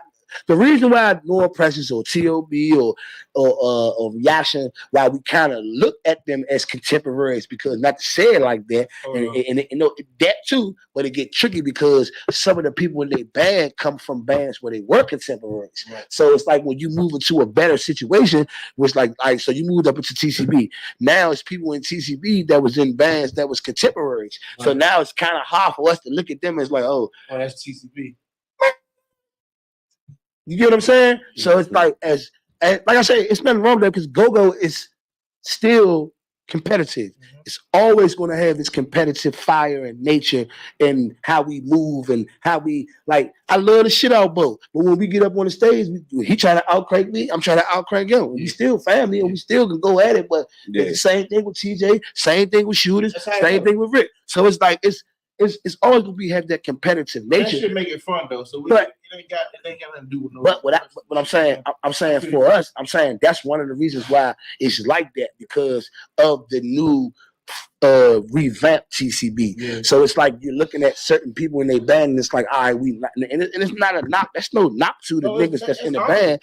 But I'm saying us as growing up listening to TCB, we remember who you remember. So when we look at TCB, it's a golden standard. So for certain people, like even myself, I can only speak on myself. I can't speak on how everybody else in GoGo feels, but on myself, it's a golden standard. So when I looked at TCB, that was the golden standard. Like that's what made me put 5 people on the front line. You know what I'm saying? 6 people on the front line. I didn't know that you can put 6 people on the front line until I seen TCB do it. You know what I'm saying? I didn't know that you can do that. So like TCB was the golden standard. Mm-hmm. So, you know what I'm saying? So now when you don't see like the original TCB, and there's no knock to the new TCB because the new TCB, I think they're good at what they do. They're good at what they do. They're good at keeping TCB afloat, and they was good at creating the newer TCB sound and saying, well, this is the new TCB. So shout out to the new TCB. But what I'm saying is a lot of the reason why the bands like we look at them as contemporaries is because of that. Yeah, you know what I'm saying? If Sweets was in a band, if Erky was in a band, when Low was still alive, Love and Block and Bobby and Jet and Jody and all these guys played with TCB, we looked at them as like, these are the guys. And I think that's why, you know what I'm saying? I put TCB on a high pedestal because, like you said, like I'm everybody do, hearing what I'm hearing, and you go somewhere else, and you be like, damn. Yeah, that's true. But like, I mean, I just say, like I said, I get them credit. I get it from a fan perspective in that aspect. But like I said, to me, they did a good job of just keeping TCB alive. Like, you know what I'm saying? It's like night in and like the people don't know. Night in and night out and day out, they don't know how hard it is to keep a band together. Yeah. So, you know what I'm saying? Like for Bo and Rome and Willow, for them keeping the band going after all these years, and then, you know what I'm saying, Polo been gone for all these years, it's just a testament to the work they put in when they was coming up, and them 3 letters meaning something in the city. Like Lo said, you know what I'm saying? So I don't look at it as a bad. Like I just, you know what I'm saying? I know like when I used to see TCB, I looked at them as the golden standard of what it means to be in the GoGo band. When I looked up there and I looked at the people in their band, you know what I'm saying? Mm-hmm. When you look at their band now, it's more of a I kind of like, that's just like, I mean, we know the originals, Corey and Goldie and Bo, you know what I'm saying? Zay hold it down because he's the drummer. But other than that, it's like you look at TCB and you just be like, well, yeah. You know what I'm saying? This is not really TCB, but it is. It's the new TCB, right? So that's what I'm saying. So you gotta accept that in its totality. You gotta accept that because, like I said, this is the new TCB, and they, like I said, they do a good job of catering to this is the new TCB. Right. You know what I'm saying? Because, like, I mean, they still kind of sound like TCB, like, as far as, like, them trying to mimic, like, J-Bo kind of sound like Sweets in a sense. He tries to sound like Sweets. He tries to sound like Sweets to keep their formula, because, their formula is still kind of the same. They got 2 singers. The only difference is they don't have another person on the mic because Tony Reyes died. But when Tony Reyes was in the band, the formula still was the same. It's 2 people on the mic. No. Damn. Wow. Go ahead, about 6 people. It used to be 6 people. It was Tony Reyes, Sweets, Bo, Erky, Corey, and Low. 6 songs. So I'm just saying though, but I'm just saying but other than that, they really still kept the formula of TCB. But I just still feel like as like Bo, I'm gonna say Bo and like the original members and shit that they don't get enough credit for the style they created. Because he had to create his own style. Exactly. I'm saying they don't. I'm just saying in the whole, like, they don't get enough credit for starting the bounce beat. Like I said, Bo is like Uncle Bo. He's supposed to be like Uncle Bo. Like I look at G like his pops. I look at Bo like Uncle Bo. Yeah. Like, you know what I'm saying? Type shit. Like he's like he like my uncle. Yeah. He like my uncle that took the young in the wing. Like, come on, young man, come hit this J with me, man. Right. You know what I'm saying? We ride around young, and then next thing you know, we go to the club. And he is that type though, like, you know what I mean? That's what I'm saying. So I feel like everybody don't give him his flowers because it's hard to keep a band together. Bro. It's hard. It's hard, bro. It's hard to start back over. I told y'all that last. Bro, it's hard to start back over. But it's hard. Bro, listen to me, bro. It's hard to start back over, bro. It's hard to start back over. Hell yeah. All right, let's go to this rundown. We all love sports and go. The Lakers game is on. We about to get up over here. The rundown, man. I'm gonna give y'all some names, and you gotta just tell me who you think. Okay, let's start off. Hedo Turkoglu or Tony Kukoc. Hedo Turkoglu used to play with Sacramento Kings, or Tony Kukoc to play with the Bulls. They both. I'm going with Kukoc. Who you going with? Tony Kukoc. Okay, I'm gonna go with Hedo. Overall game, I'm gonna go with Hedo. Hedo had game. Championship wise, he played with Michael Jordan, so just look at that. They like the same player for me. You know what I'm saying? Tim Hardaway or Ty Lawson? Tim.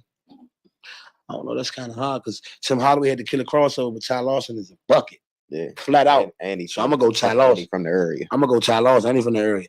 Rasheed Wallace or Chris Webber? Ooh. Rasheed.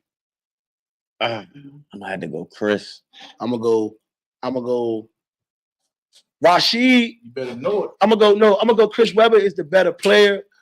But I'm gonna go with Rasheed Wallace because I just think his overall body of work was better than Chris Webber. Okay, Michael Finley or Jason Richardson? Jason Richardson. Man, that's a Michael Finley. That's a good one. I'm going Michael. I thought about that one. That's a good one right there. Michael Finley or Jason Richardson? They both jumped out the gym. I'm going. They both had mid range. They both had Diddy Bop, a little Diddy Bop, get you the rack and dunk on you. I'm only gonna go Michael Finley because I saved Michael Finley in the game getting buckets. Mm-hmm. And Jason Richardson was like more of a role player. Mm-hmm. You know what I'm saying? He was more of a role player. So I'm going to go, Okay. Lotus Thursdays with T.O.B. or DC Star Thursdays with T.O.B. Go. DC Star. Come on, bro. I'm gonna go DC Star too. Like what? Got to go. That shit was different. For DC Star, that shit was different. That was over. All right, this one fuck y'all up, y'all. The people every Thursday. That just jumping. I would have been lying up if I told you Lotus. Man. And Lotus, we had some good times with Lotus. But DC Star was a whole nother level. I thought we was grown. We was grown right there. This ball game. All right, one more for the last one. Vince Carter or Tracy McGrady? I'm gonna go Tracy McGrady. Career wise, I'm gonna go Vince Carter. Yes. Basketball wise, who I think's the best, I'm gonna go McGrady. But I used to love watching. Because McGrady is 6'7" and he can jump over anybody. That was my man, though. Like silky smooth. His game was silky smooth. But Vince Carter was like baby Jordan. Yeah. Like his game was like Jordan. He just got drafted to Toronto, dog. Like you know, so they both got drafted to Toronto, but he got I want to know what it would have been if he would have went to Orlando. Right. McGrady would stay. You know what I'm saying? Yeah. And the last one, man. The last one before we go, y'all. Let's make it clap. From who? What band? Let's make it clap. Or them niggas. I'm saying punchlines. Punchlines. Let's make it clap. Or these niggas faking like. These niggas faking like. That's a classic joke. Yeah, these niggas faking like. I'm not gonna see niggas clap, man. I don't know. It's the bounce behind it. I don't know. Hey, Wallow, behind it. You right. But them niggas faking like was like that. Yeah, faking like was crazy. You was saying that in school. Yeah, you niggas faking like turkey. No doubt. Yeah. You gotta get money for that motherfucker. I'm telling you, man. He don't know you can make so much money off that merchandise. I'm gonna put a bug in G. I'm gonna call Pops and tell him, man, Pops, you gotta get shirts to say you be faking like. But hey, that's it, y'all. Episode 15, and it's a wrap. Love Sports and GoGo.